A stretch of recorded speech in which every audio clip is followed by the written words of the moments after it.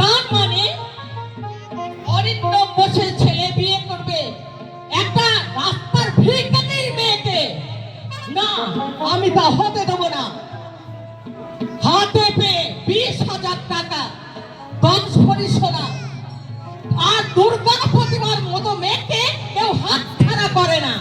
ওই পিসিমা, না, আমি তোর কোনো কথা শুনতে চাই না। সারা শহর জুড়ে এই বোস ফ্যামিলি একটা এডুকেটেড ছড়িয়ে আছে। একটা হাফ ঘরের মেয়েকে বউ করে ঘরে এনে তা আমি নষ্ট করতে পারবো না।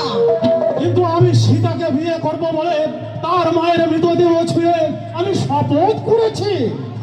থাক তুই, যা বলছি শোন।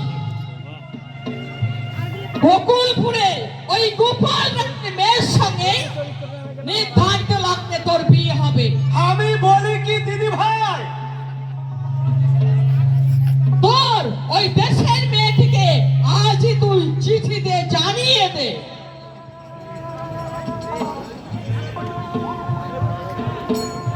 হ্যাঁ, এক্ষুনি জানিয়ে দে। আগামী 25 ফাল্গুন তোর বিয়ের দিন ধার্য করা হয়েছে এবং বিয়েটা হবে গোকুলপুরের গোপাল রায়ের মেয়ের সঙ্গে।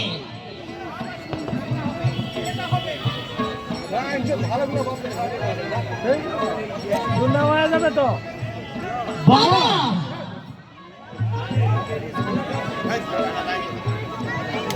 কত দেওয়া সাবান লেখা সব কিছু আমাকে দেখে শুনে নিতে হবে। কি বলতে চাস স্পষ্ট করে বল। তোমরা আমাকে যার সঙ্গে বিয়ে ঠিক করেছো, করা হবে। এখন তুই আপাতত তৈরি থাক, বন্ধু বান্ধবকে যা কিছু যা বলার বলে দে। সময় তো আর বেশি নেই, মাত্র 10-12 দিন। ঠিক আছে, আমি চলি। সম্পত্তি ওয়ারিশ একমাত্র আমিই হব। কিন্তু মামা যে বলে গেলেন আমার আর ওই শান্তদার নামা এই বংশপতির 20 নিঃশ্বাসে শান্তনু মিলে যাবে।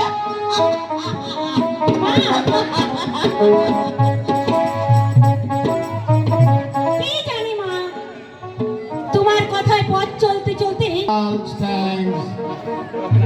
তারপর শুনেছ বিদায় 25 তারিখে আমার বিয়ে।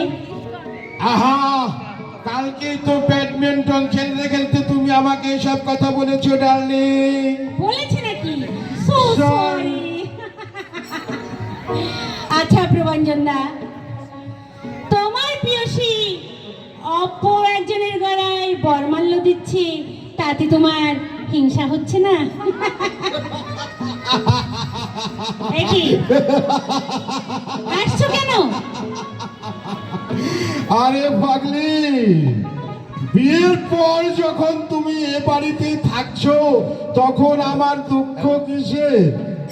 তাছাড়া আমি তো জানি ওই স্ট্রিট বিগার সাগরের সঙ্গে দুজনে শিল্পের বিয়েতে শিল্পের বাবা মা মামা কেউ আপত্তি তুলবে না। এই তবে একটা কথা, my name is Prabhanjan Majumdar. সুন্দরী নারী নিয়ে খেলা করা আমার নেশা এবং পেশা। তোমার মতো মা, এখানে থাকতে কি তোমার খুব কষ্ট হচ্ছে তাই না? অমন করে বলে না গো, গায়ের মেয়ে আমি, কপালে লেখা জনম দুঃখিনী। শুধু শুধু তুমি আমাকে কোনোদিন চরণ ছাড়া করো না গো। তোমার চরণে থাকতে পারলে, তোমার পদ সেবা করতে পারলে আমার জীবনটা যে ধন্য হয়ে যাবে। তোমার তুলনা হয় না সীতা দেবী। ছোটবেলায় থেকে আমরা দুজন বলে মনে করতাম। ইগো, ভালো মানুষের মেয়ে স্বামীর কানে তাহলে মন্ত্র চালাতে শুরু করে দিয়েছো?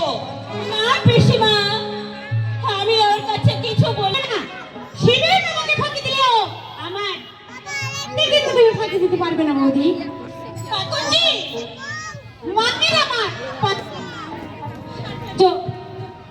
নটা কান, আগের জন্মে মা আমার দেবী ছিলেন, একটা করে এই মানুষের ঘরে জন্ম নিয়েছি। তুই থাম দেখিনি বাবু, শোনাবো বলুন। এ বাড়িতে বউ হয়ে থাকতে হলে আমাদের কথা মতোই তোমাকে চলতে হবে। আমাদের বিরুদ্ধে দুঃশব্দ করলে তোমাকে পথে নেমে দাঁড়াতে হবে। কথাটা মনে রেখো। মনে থাকবে ঠাকুরজি। আর শোন, এখন আর ভিক্ষে টিকতে হবে না। ভিক্ষে দিতে আমি এখানে আসিনি, আমি আমার মেয়েকে দেখতে এসেছি। মেয়ে? আমার কে মেয়ে। বলবে? আর এখানেই বা পাবে কোথায়? এখানে তাকে পাওয়ার কথা, খুন করে যেদিন আমি জেলে গেলাম তখন তার আর এখানে ওখানে আমি ফিরে যাব না। যেতে চাইলে তোমাকে আমি নিয়ে যাবো না। আরে তোর মঙ্গল বাবা, বাবা, বাবা, বাবা কোথায় না? কাটে না সময় যখন কোনো কিছুতে আয় খুকুয়া বাবার কাছে যেতে আয় খুকুয়া আজকের প্রথম আমার বাবাকে দেখছি। শিপ্রা, বাবা, ভালো থাকিস মা, বাবা, ভালো থাকিস। বাবা, ঈশ্বর তোর মঙ্গল করুন। বাবা, বাবা। শিপ্রা, ওমা, বাবা যে সত্যি সত্যি চলে যাচ্ছে, ওকে ফেরাও। যাবে না তুমি। আমি সত্যি আসবো। এখন এসেছি, সাগরের সময় বাড়িতে থাকবে না। এই সুযোগে দুইজন প্রেমের খেলা দেখতে এসেছি। My darling, my darling. সেখানে তোমাকে আমি রেখেছি কত না যতনে। আমার মনে মধ্যে খাই, মধ্যে খাই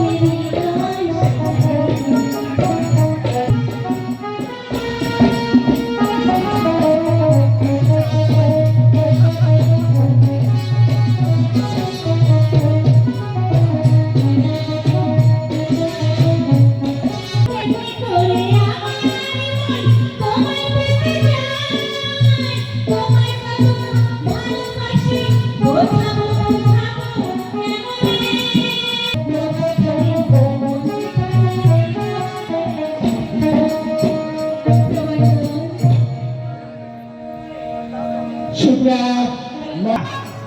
আমি কিন্তু তোমার চাকর নই। যাও, বেরিয়ে যাও। আর তোমাকে মাস্টারি করতে হবে না। শিপ্রা তোমার কাছে গান শিখবে না। না ঈশ্বর, আমাকে গান আরো শিখতে হবে। আরে নিজের ভালো বোঝার ক্ষমতা থাকলে তো।